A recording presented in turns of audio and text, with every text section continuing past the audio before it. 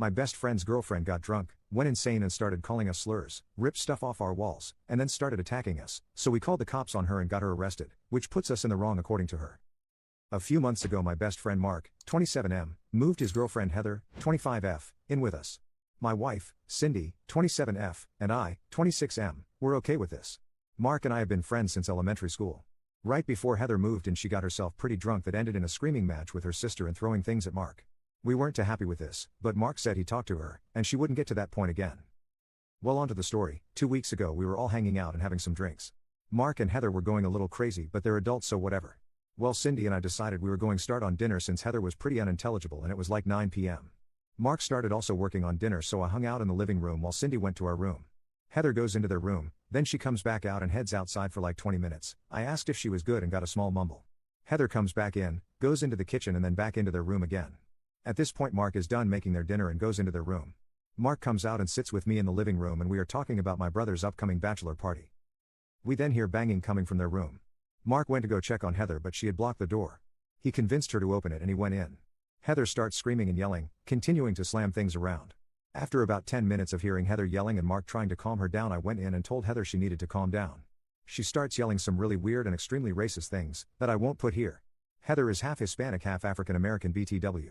She starts getting louder and tearing things off the walls. I told her she needed to go outside to calm down. She refused and started picking up their bed and slamming it down. I told her if she didn't stop we would call the cops so she could go calm down somewhere else and wasn't tearing things up. She just got louder and slammed the bed even more. I told Cindy to call the cops and tell them we needed Heather gone for the night. 2 cops show up and ask the 3 of us to step outside while they try and talk to Heather, who just continues yelling. Then it gets a little quiet and I can see through our screen door I see Heather try punching one of the cops. 5 minutes later, 7 more cops show up. They all run inside and we can hear Heather screaming and yelling still. 10 minutes later they bring her outside in one of those cop bodysuit things they use when someone is struggling and won't stop. They put her in one of the cars and are standing talking to each other. We can hear them saying that she got combative, threw stuff which hit a cop and tried hitting one of them. They cart her off and tell us themselves she is being arrested and ask if we want to press charges. Since she didn't do anything to us we said no. The cops left and we cleaned up the mess in the living room and then hung out with Mark to make sure he was okay. Update. Heather was released the next day with a preliminary hearing set for last Thursday. We obviously spent so much time talking about what had happened. Mark said he was going to break up with Heather and spent that whole first week saying that. Then last week he said he isn't going to break up with her. I told him that's his choice, albeit a stupid one, but she is not allowed back at the house at all, and he said he understood. 2 days before the preliminary hearing Cindy and Mark are subpoenaed to court. Sadly, I wasn't, so this part is secondhand from Cindy. Cindy told me that because it's a felony the judge is passing the case on to district court for magistrate. I guess the DA went up to Cindy and Mark and said they could offer Heather a plea deal where she would basically be on probation with mandated therapy and mandated AA. Now whether the district judge accepts that is anyone's guess. I talked with Mark that night after I got off work and he said they had a long talk after that and are staying together but won't be attached at the hip. Mark also said Heather doesn't remember anything after we stopped hanging out. He has spent every day since then with her, but that's his thing, so I don't really care. Cindy and I were out of town this past weekend and we noticed on our doorbell camera that her car was magically gone at the same time Mark's was gone. I confronted him and he insisted she never went inside, and our doorbell doesn't show she went in. Cindy and I talked and were ready to kick him out too.